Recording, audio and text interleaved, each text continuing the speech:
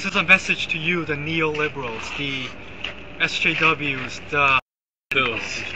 the blue pills, the Antifa, whatever you want to call yourselves. This is why you lost part 2.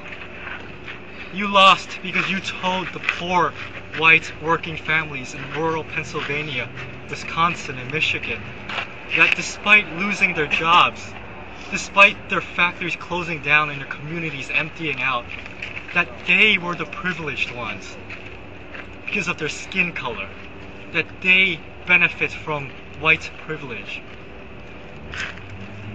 You guys are the privileged ones. You guys are so out of touch. You're sitting in your big comfy chairs in your large office spaces up in the ivory towers of university sociology departments, and you actually think we working class people give two about your identity politics. You think we care about intersectional trans feminism when, look, I come from a working class family, alright? And the struggle doesn't discriminate. The struggle is the same. Our parents work their hands off to provide a better future for us so we don't have to struggle. And when their jobs left, that dream left with them.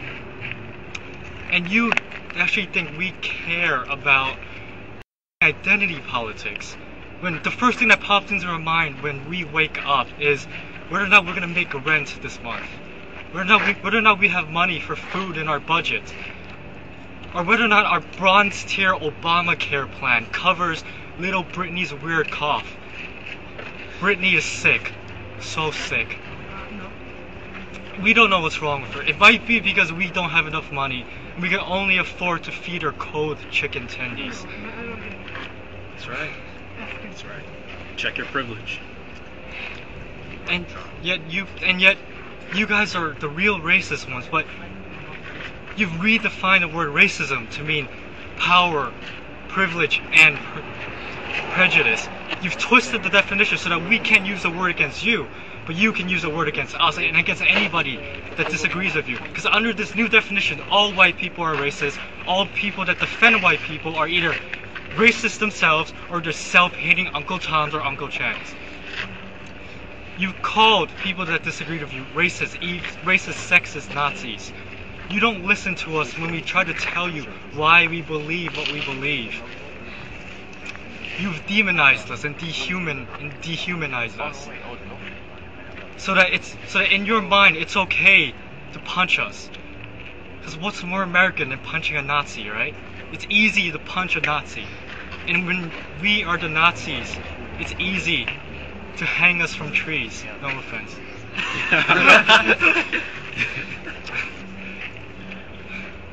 You have 1 foot over the line right now. A line that you do not want to cross. You are normalizing violence. And if you don't believe me, look at what this past year has been. Your side has chased down Trump supporters, beat them up. You've egged a woman that just wanted to be at a Trump rally. Yesterday, you pepper sprayed a woman that was no threat to you. She was talking to a camera crew. You pepper sprayed her because she was wearing a Trump hat. You threw rocks at people that just wanted to hear Milo speak. It doesn't matter that you disagree with Milo. You do not hit and attack and smash people with rocks just because they wanted to hear what he has to say. Once you cross that line, you are starting a war that you cannot win. You think you're so big and powerful, but step out of your bubble, step out of the liberal cities and look at the rest of the country. You're outnumbered, outmanned, and outgunned. You outfought. You cannot win this if it turns violent. If you normalize violence, if violence is okay, you cannot win. You can win by reaching out to conservatives, talking to them. Talk to Trump supporters and ask them why they believe what they believe. And maybe you'll find common ground. Maybe you might even convince us to adopt your positions, or maybe we'll red pill you. Who knows? You put down your fist, take off your mask. Fight with your words, not sticks and stones.